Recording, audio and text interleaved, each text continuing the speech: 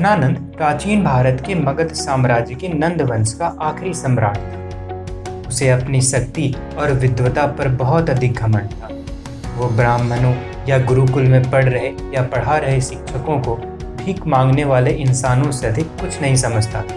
वो उन्हें अत्यंत ही मूर्ख और स्वार्थी समझता था। वो समझता था कि नंदवंश ही मगध है और मगध ही नंदवंश है। अपने राज्य में रह रहे लोगों को जब वो दान देता था, उनका ये कहकर अपमान करता था कि तुम्हारा ज्ञान किस काम का है जब तुम भीख मांगकर ही अपना भरण पोषण कर रहे हो। नंदवंश का कुख्यात और अहंकारी सम्राट धनानंद एक दिन अपने दरबार में तक्षशिला, मगध और अन्य महाजनपदों के शिष्यों को एक प्रतियोगिता के लिए आमंत्रित करता है ताकि वो अपने दरबार में कुछ विद्वान लोगों को सलाह विमर्श के लिए रख सके।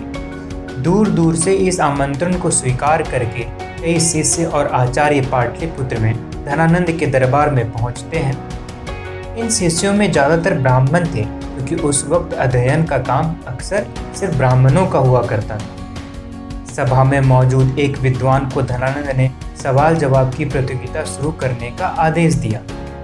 उसी दरबार में विख्यात आचार्य चाणक्य भी मौजूद और एक कोने में शांतिपूर्वक बैठकर प्रतियोगिता में ध्यान केंद्रित किए हुए थे। प्रश्नों और सवालों का सिलसिला चल पड़ा। कई तरह के राज्य और राजा से संबंधित प्रश्नों के जवाब देकर शिष्यों की शिक्षा का परिचय लिया जा रहा था। मगर धनानंद शिष्यों के द्वारा दिए जा रहे हर जवाब को बार बार काट रहा था और उनका मजाक उड़ा रहा था। इस व्यवहार को देखकर आचार्य चाणक्य क्रोधित होकर दरबार से जाने लगे। ये देखकर धनानंद खड़े होकर व्यंग करते हुए बोला, कहाँ जा रहा है ब्राह्मण? तू इस महान सम्राट से भिक्षा नहीं मांगेगा क्या? तुझे किसी राजपद की अपेक्षा नहीं है?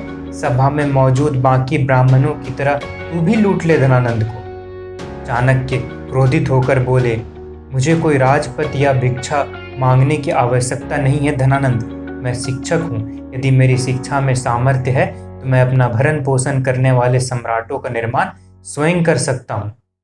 धनानंद पूरे आवेग में कहता है, तो फिर क्यों आया था इस सभा में? आचार्य चाणक्य ने क्रोध में आकर कहा, मैं यहाँ ज्ञान का सूर्य देखने आया था, मगर ऐसा लग रहा है कि पाटलिपुत्र में ज्ञान के सूर्य को राहु ग्रस रहा है। ये सुनकर धनानंद क्रोधित होकर बोला, तो क्या ज्ञान को नष्ट करने वाला वो राहु मैं हूँ? एक साधारण सा ब्राह्मण होकर इतना घमंड? ये बात सुनकर आचार्य चाणक्य गुस्से में कहते हैं, शिक्षक साधारण नहीं होता है धनानंद। प्रलय व निर्माण दोनों उसकी गोद में खेलते हैं। आचार्य चाणक्य ने नीति शास्त्र में इस बात पर विशेष जोर दिया है कि हमें अपने ज्ञान के विस्तार की कोई सीमा नहीं रखनी चाहिए, क्योंकि ज्ञान के बल पर आप विशाल साम्राज्य को जीत सकते हैं बिना किसी युद्ध और हथियारों के। और कोई ऐसी चुनौती नहीं है जिसे ज्ञान के बल पर ना जीता जा सके। ज्ञान सबसे उच्च कोटि का धन है जो किसी भी विपरीत परिस्थिति में हमारा साथ नहीं छोड़ता है। आपके द्वारा अर्जित किया हुआ ज्ञान आपसे जुड़े शास्त्रों, संस्कृतियों और परंपराओं को जीवित रखता है। आपका सामर्थ्य साथ छोड़ सकता है मगर ज्ञान नहीं।